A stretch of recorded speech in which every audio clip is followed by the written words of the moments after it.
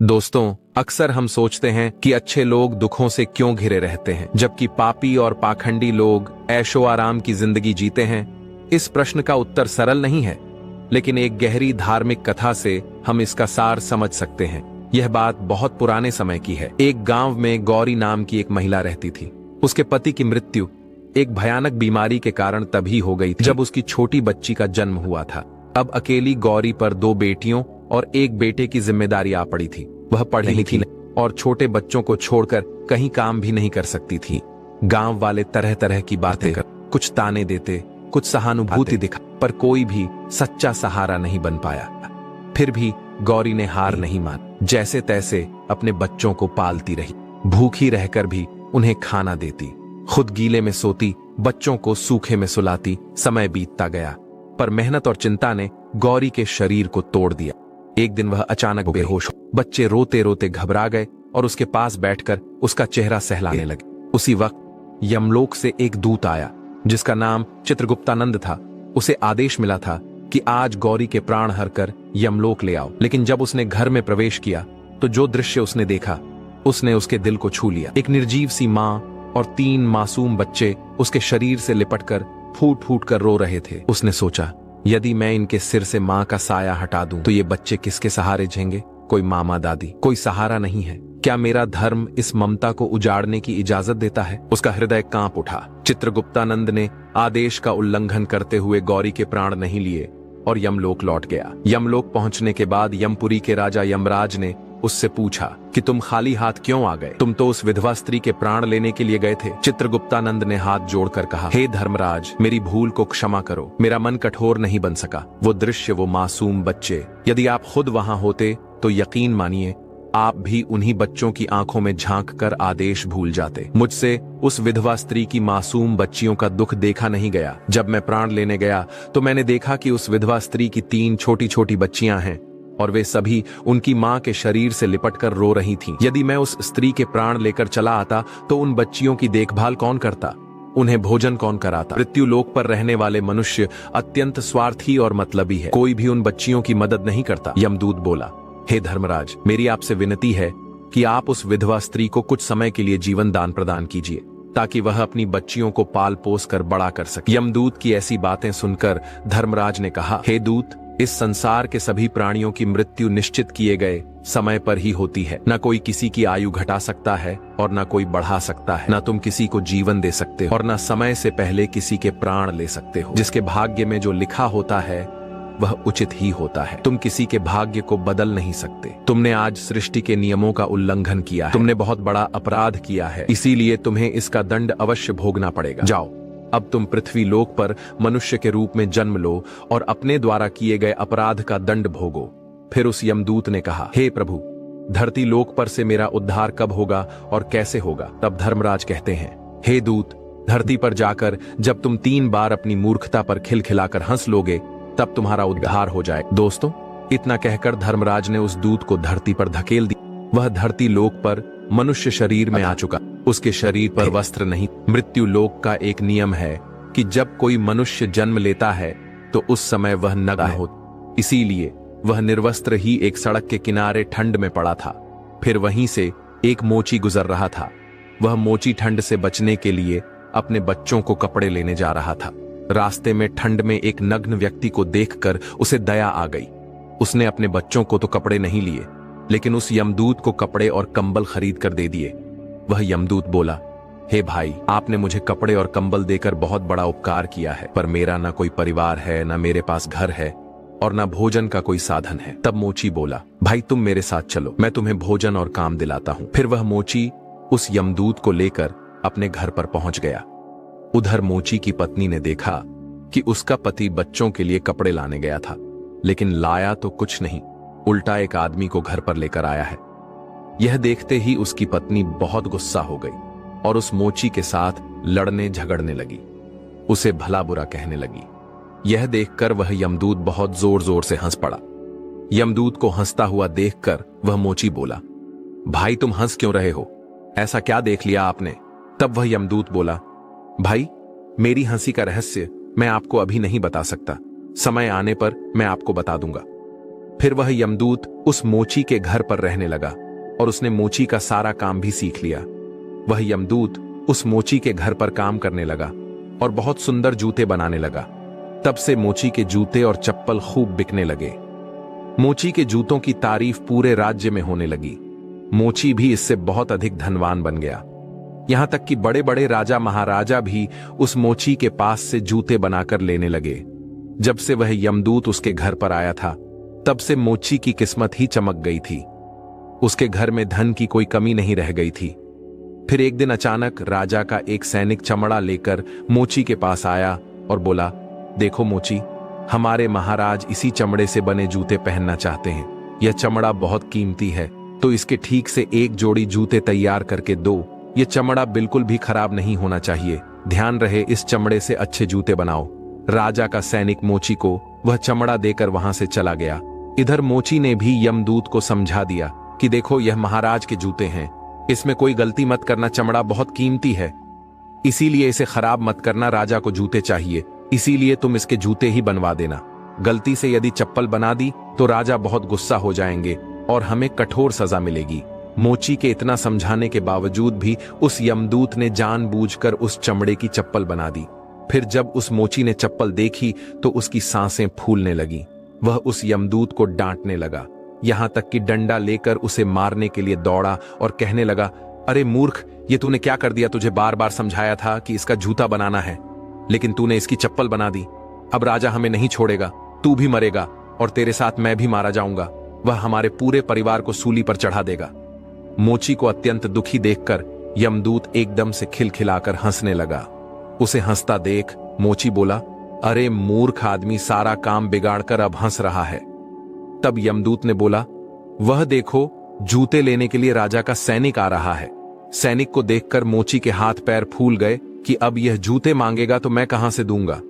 तब तक वह सैनिक पास में आ गया और बोला, हे मोची भाई, कल मैं जो तुम्हें चमड़ा दे गया था उसके जूते मत बनाना, चप्पल बना देना, क्योंकि राजा साहब का देहांत हो गया है और यहां की यह प्रथा है कि मरने वाले व्यक्ति को चमड़े की चप्पल पहनाकर अंतिम क्रिया की जाती है। दोस्तों, सैनिक की बात सुनकर मोची को ऐसा लगा जैसे मरे हुए शरीर में प्राण फिर से आ गए हों। उसके हाथ से डंडा छूटकर जमीन पर गिर पड़ा और उसने यमदूत के पैर पकड़ लिए और उससे माफी मांगने लगा। यमदूत मोची की इस हरकत पर खूब जोर जोर से हंस रहा था। मोची ने पूछा, हे भाई, तुम क्यों हंस रहे हो? तब यमदूत बोला, हे भाई, समय आने पर मैं अपने हंसने का कारण बता दूंगा। फिर एक दिन के बाद मोची की दुकान पर 3 नौजवान लड़कियां एक बुढ़िया के साथ आई थीं। उन तीनों लड़कियों की शादी होने वाली थी। वे अपने लिए जूते का नाप देने आई थीं। उन लड़कियों को देखकर यमदूत ने पहचान लिया कि यह वही तीनों लड़कियां हैं जिनकी मां को ना ले जाने के कारण आज मैं अपने किए की सजा भोग रहा हूं। पर यह लड़कियां तो अब जवान हो चुकी हैं, काफी सुंदर भी हैं, किसी अच्छे घर में पली बड़ी मालूम पड़ रही है। तब यमदूत ने उस बुढ़िया से पूछा, हे माता, ये तीनों कन्या कौन है? उस बुढ़िया ने कहा कि इनकी मां बचपन में ही इन्हें छोड़कर चल बसी। इनका कोई सहारा नहीं था, तो मैंने इन्हें अपने पास रख लिया। मेरे पास करोड़ों की दौलत है, पर दुर्भाग्य से मेरा कोई नहीं है, तो मैंने इन्हें अपने पास रख लिया, इन्हें पढ़ाया लिखाया, इनकी परवरिश की। आज बहुत ही ऊंचे घराने में इनका विवाह करने जा रही हूं। लड़कियों का भाग्य देखकर यमदूत सोचने लगा कि परमात्मा जो करता है अच्छा ही करता है। यदि उस समय इनकी मां नहीं मरती तो यह तीनों भयानक गरीबी भूख में पड़ी रहती। इसकी मां जाने के बाद लड़कियां बहुत बड़े घरों की बहुएं बनने जा ही हैं और इस बुढ़िया की करोड़ों की संपत्ति का मालिक भी बन चुकी है। यह बात सोचकर पहले की अपनी मूर्खता को याद करके वह यमदूत जोर जोर से हंसने लगा। अब वह 3 बार हंस चुका था। को हंसता देख मोची ने पूछा, हे भाई, अब तुम किस लिए हंस रहे हो? कृपया अपनी हंसी का रहस्य समझाओ। दूत बोला, तब हे भाई, मैं 3 बार हंस चुका हूं, अब मैं तुम्हें अपनी हंसी का कारण बताता हूं। सुन, मैं एक यमदूत हूं। जो 3 लड़कियां जूते का नाप देने आई थीं, जब यह तीनों छोटी थीं तो इनकी मां मर गई। इन तीनों लड़कियों पर तरस खाकर मैं इनकी मां के प्राण नहीं ले गया। कारण से धर्मराज ने मुझे श्राप देकर धरती पर भेज दिया। मैं निर्वस्त्र एक सड़क किनारे पड़ा था। तब तुमने मुझे अपने घर बुलाया। घर आकर तुम्हारी पत्नी तुमसे खूब लड़ी थी, वह भी इसलिए कि तुमने अपने बच्चों के कपड़ों के पैसों से मेरे लिए कंबल और कपड़े खरीद दिए। तब मैं पहली बार तुम्हारी पत्नी को देखकर बहुत हंसा था। तुम्हारी पत्नी उन पैसों को देखकर दुखी हो रही थी जो तुमने मेरे ऊपर खर्च किए थे, पर तुम्हारी पत्नी उस लाभ को नहीं देख रही थी जो मेरे आने के कारण तुम्हारे घर की किस्मत बदलने वाली थी। दूसरी बार मुझे हंसी तुम्हारी मूर्खता को देखकर आई जब तुम मुझे राजा के लिए जूतों की जगह पर चप्पल बनाने के लिए डांट रहे थे। तुम केवल उस राजा के जूतों के बारे में सोच रहे थे, किंतु तुम्हें यह पता नहीं था कि राजा के साथ क्या घटना घट गई। तब मैं पहली बार तुम्हारी पत्नी को देखकर बहुत हंसा था। तुम्हारी पत्नी उन पैसों को देखकर दुखी हो रही थी जो तुमने मेरे ऊपर खर्च किए थे, पर तुम्हारी पत्नी उस लाभ को नहीं देख रही थी जो मेरे आने के कारण तुम्हारे घर की किस्मत बदलने वाली थी। दूसरी बार मुझे हंसी तुम्हारी मूर्खता को देखकर आई जब तुम मुझे राजा के लिए जूतों की जगह पर चप्पल बनाने के लिए डांट रहे थे। तुम केवल उस राजा के जूतों के बारे में सोच रहे थे, किंतु तुम्हें यह पता नहीं था कि राजा के साथ क्या घटना घट गई। पूरे गांव को पता चल गया था कि राजा की मृत्यु हो चुकी है, लेकिन तुम्हारा ध्यान तो राजा के जूतों पर ही था। हम वही देखकर या सोचकर हर्ष मनाते हैं जो हम देखते हैं, पर हम उसे नहीं देख पाते जो हमें दिखाई नहीं देता, पर होने वाला वही होता है। इबादत परमात्मा हमारे अच्छे के लिए, हमारी भलाई के लिए हमारे साथ कुछ बुरा करते हैं, पर हम उसी बुरे को देखकर परमात्मा को खसने लगते हैं। हम उस अच्छे को नहीं देख पाते हैं जो भविष्य में हमारे साथ होने वाला होता है। कई बार हमारे साथ अच्छा होता है पर भविष्य में हमारे साथ बुरा हो जाता है। उस घटना को हम नहीं देख पाते। किसी घटना के साथ अच्छा या बुरा दोनों तरह के परिणाम जुड़े हो सकते हैं। हमें हर घटना को समय की होनी समझकर चलना चाहिए। दोस्तों, अब हम आपको बताते हैं कि अच्छे लोग दुखी क्यों रहते हैं। इसके दोनों कारण यही है कि पहले तो अच्छे लोगों के साथ बुरा इसीलिए होता है कि बाद में उनके साथ कुछ बहुत अच्छा होने वाला होता है। दूसरा कारण यह होता है कि जब मनुष्य के साथ बुरा होता है तो वह ईश्वर के पास चला जाता है, ईश्वर का नाम स्मरण करता है, जिससे उसके सभी पाप और दोष मिटने लगते हैं। ईश्वर की भक्ति ही मुक्ति का सच्चा मार्ग है, जो कि केवल अच्छे लोगों को ही ईश्वर की भक्ति करने का मौका बार बार मिलता है। तो दोस्तों, इस प्रकार से वह यमदूत उस मोची को यह सीख देकर वह से यमलोक चला गया। दोस्तों, उम्मीद है आपको यह कथा अच्छी लगी होगी। दोस्तों, कई बार हम अपनी पूरी मेहनत लगा देते हैं, लेकिन फिर भी चीजें हमारे हिसाब से नहीं होती। तब हमें लगता है कि कहीं कुछ गलत हो रहा है, लेकिन समय के साथ पता चलता है कि जो हुआ वह हमारे भले के लिए ही हुआ था। आज की इस प्रेरणादायक कहानी में आपको ऐसा सबक मिलेगा जो आपकी पूरी सोच बदल देगा। तो ध्यान से सुनिए, क्योंकि यह सिर्फ एक कहानी नहीं, जिंदगी का सच है। प्राचीन समय की बात है। एक राज्य में राजा आत्मजयी का शासन था। वह बहुत ही शक्तिशाली, बुद्धिमान और न्यायप्रिय था, लेकिन उसमें एक कमी थी। उसे अपनी बुद्धि और मेहनत पर बहुत घमंड था। वह हमेशा कहता, मेरे राज्य की समृद्धि सिर्फ मेरी मेहनत का नतीजा है। भाग्य और ईश्वर की मर्जी जैसी चीजें केवल कमजोर लोगों के बहाने हैं। एक दिन दरबार में एक वृद्ध संत आया। उसने राजा से कहा, राजन, तुम्हें लगता है कि सब कुछ तुम्हारी मेहनत का फल है, लेकिन सच है कि जो भी होता है ईश्वर की मर्जी से होता है। राजा हंस पड़ा और बोला, अगर सब कुछ ईश्वर की मर्जी से होता है तो मैं कोई भी निर्णय लूं, उसका परिणाम भी पहले से तय होगा। संत मुस्कुराए और बोले, हां, और मैं इसे सिद्ध भी कर सकता हूं, लेकिन पहले आपको मेरी एक शर्त माननी होगी। राजा ने गर्व से कहा, बोलो, क्या शर्त है? संत बोले, मैं आपको एक अनोखी परीक्षा दूंगा। अगर आप इसमें सफल हो गए तो मैं मान लूंगा कि आपकी मेहनत ही सब कुछ है, लेकिन अगर आप हार गए तो आपको स्वीकार करना होगा कि जो कुछ भी होता है वह ईश्वर की मर्जी से ही होता है। राजा को चुनौती पसंद थी। उसने तुरंत हामी भर दी। संत मुस्कुराए और बोले, तो ठीक है राजन, परीक्षा कल सुबह होगी, तैयार रहना। राजा को विश्वास था कि वह जीत जाएगा, लेकिन उसे नहीं पता था कि अगला दिन उसकी सोच को पूरी तरह बदलने वाला था। अगले दिन सुबह राजा आत्मजयी ने अपनी सेना मंत्रियों और दरबारियों को बुलाया। सभी को यह देखने की जिज्ञासा थी कि आखिर संत राजा की परीक्षा कैसे लेंगे। संत महल के आंगन में खड़े थे। उन्होंने मुस्कुराते हुए राजा से कहा, राजन, परीक्षा बहुत सरल है। मैं आपको 3 कार्य दूंगा। अगर आप अपनी मेहनत से इन्हें पूरा कर सको तो मैं मान लूंगा कि भाग्य और ईश्वर की मर्जी जैसी कोई चीज नहीं होती, लेकिन अगर असफल रहे तो आपको मेरी बात माननी होगी। राजा ने आत्मविश्वास से कहा, बिल्कुल बताइए, पहला कार्य क्या है? संत ने अपनी झोली से एक छोटी सी मिट्टी की पोटली निकाली और कहा, इस पोटली में एक मुट्ठी भर मिट्टी है।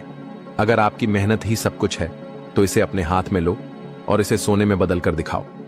राजा हंसा और बोला, यह असंभव है। मैं कोई जादूगर नहीं हूं, यह केवल अलौकिक शक्तियां ही कर सकती हैं। संत बोले, यानी कुछ चीजें आपकी मेहनत से नहीं बल्कि किसी और शक्ति से होती हैं।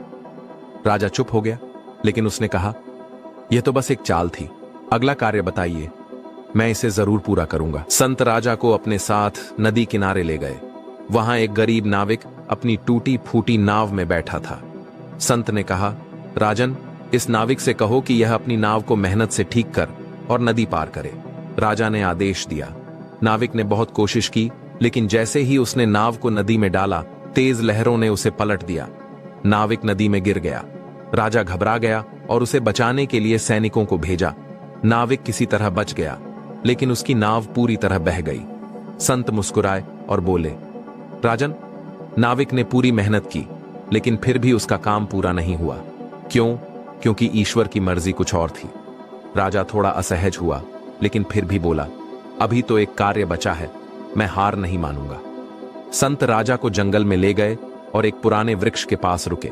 वहां एक फल लगा था जो देखने में बहुत ही चमकदार था। संत ने कहा, राजन, अगर मेहनत ही सब कुछ है तो इस फल को तोड़ो और इसे खाकर अमर हो जाओ। राजा ने हंसते हुए कहा, यह कैसा मजाक है? अमृतत्व तो सिर्फ देवताओं को प्राप्त है, यह फल खाने से कोई अमर नहीं हो सकता। संत गंभीर हो गए और बोले, तो आप मानते हो कि कुछ चीजें मेहनत से नहीं बल्कि ईश्वर की इच्छा से होती हैं? राजा चुप हो गया। उसे समझ में आने लगा था कि शायद वह गलत था। संत ने राजा को शांत स्वर में कहा, राजन, आपने पूरी मेहनत की, लेकिन फिर भी इन कार्यों को पूरा नहीं कर पाए, क्योंकि कुछ चीजें इंसान के नियंत्रण में नहीं होती। जो भी होता है वह ईश्वर की मर्जी से ही होता है। राजा की आंखों में पहली बार अभिमान की जगह एक सवाल था, क्या वाकई उसकी मेहनत ही सब कुछ नहीं थी? राजा आत्मजयी गहरे विचारों में डूबा था। संत की परीक्षा ने उसे झकझोर कर रख दिया था। वह अपनी पूरी कोशिशों के बावजूद तीनों कार्य पूरे नहीं कर पाया था। पहली बार उसके मन में संदेह पैदा हुआ, क्या सच में मेहनत ही सब कुछ नहीं होती? क्या वाकई ईश्वर की मर्जी के बिना कुछ भी संभव नहीं? राजा अपनी हार को स्वीकार मारने को तैयार नहीं था। उसने संत की ओर देखा और गुस्से में बोला, यह तो मात्र संयोग था। इन तीनों कार्यों में बाहरी बाधाएं थीं, लेकिन मैं अभी भी मानता हूं कि मेरी मेहनत ही सब कुछ है। संत मुस्कुराए और बोले, क्या तो आप मेरी एक और परीक्षा के लिए तैयार हो? राजा को अपनी हार स्वीकार करना मंजूर नहीं। उसने तुरंत हामी भर दी। संत ने राजा को जंगल के और भीतर ले जाकर एक विशाल वृक्ष के नीचे बैठाया। एक बूढ़ा लकड़हारा आराम कर रहा था। उसके कपड़े फटे हुए थे, शरीर कमजोर था, लेकिन उसकी आंखों में संतोष की चमक थी। संत ने राजा से कहा, इस लकड़हारे को देखो, यह रोज मेहनत करता है, लेकिन फिर भी गरीब है। अगर मेहनत ही सब कुछ होती तो यह राजा होता।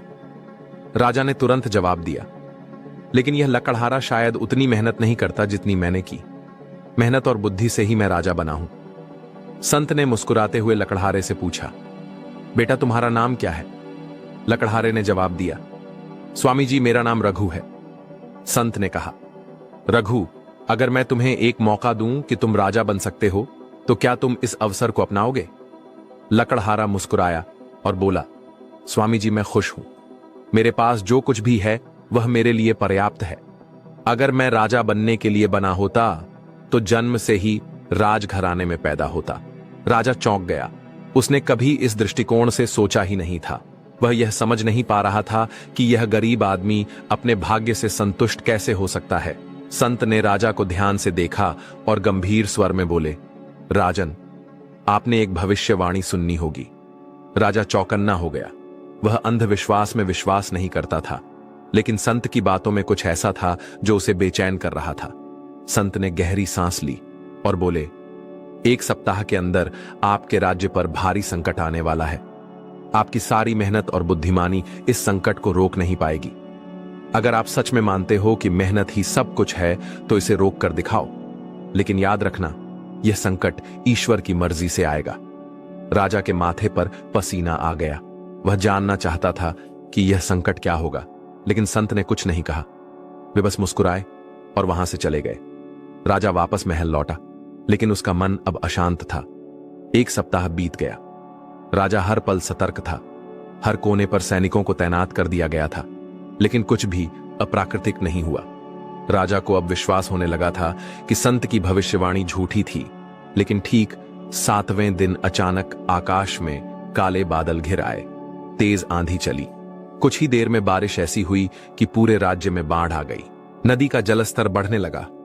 राजमहल भी इसकी चपेट में आने लगा। सैनिकों और आम नागरिकों ने बचने की पूरी कोशिश की, लेकिन सब बेकार था। राजा आत्मजयी खुद अपने महल की ऊंची मीनार पर खड़ा यह दृश्य देख रहा था। उसने अपनी पूरी मेहनत से यह राज्य बसाया था, लेकिन अब वह देख रहा था कि कैसे कुछ ही पलों में प्रकृति उसकी सारी मेहनत को नष्ट कर सकती थी। राजा समझ गया था, उसकी मेहनत ने उसे राजा बनाया, लेकिन उसकी मेहनत प्रकृति और भाग्य को नहीं बदल सकती थी। राज्य की हालत खराब होती जा रही थी। राजा घुटनों के बल बैठ गया और पहली बार उसने सिर झुकाया। उसने बुदबुदाते हुए कहा, अब मुझे समझ में आया, जो भी होता है वह ईश्वर की मर्जी से ही होता है। ठीक उसी समय वह संत वहां प्रकट हुए। उन्होंने राजा के कंधे पर हाथ रखा और मुस्कुराकर बोले, राजन, जब तक आपने स्वयं अनुभव नहीं किया, तब तक आपने सत्य को स्वीकार नहीं किया। लेकिन अब आपने सीख लिया कि इस संसार में सब कुछ ईश्वर की मर्जी से होता है। राजा की आंखों से आंसू बहने लगे। उसने पहली बार घमंड छोड़कर अपने भाग्य को स्वीकार कर लिया। राजा आत्मजयी घुटनों के बल गिर पड़ा। उसकी आंखों से आंसू बह रहे थे।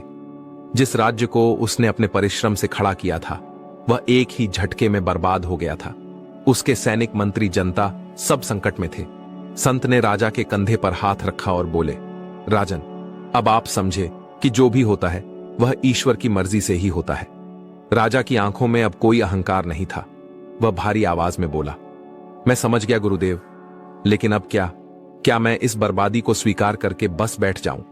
संत मुस्कुराए और बोले, जो होता है वह ईश्वर की मर्जी से होता है, लेकिन इसका यह अर्थ नहीं कि मनुष्य को प्रयास करना छोड़ देना चाहिए।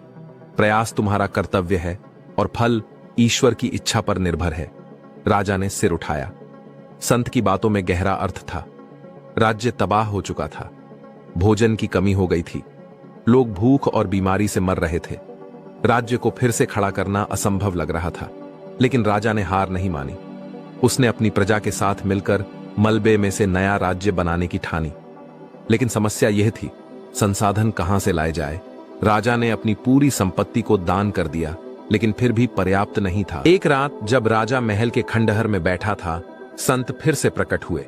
उन्होंने कहा, राजन, याद है मैंने आपसे कहा था कि अगर मेहनत ही सब कुछ होती तो हर मेहनती आदमी राजा होता।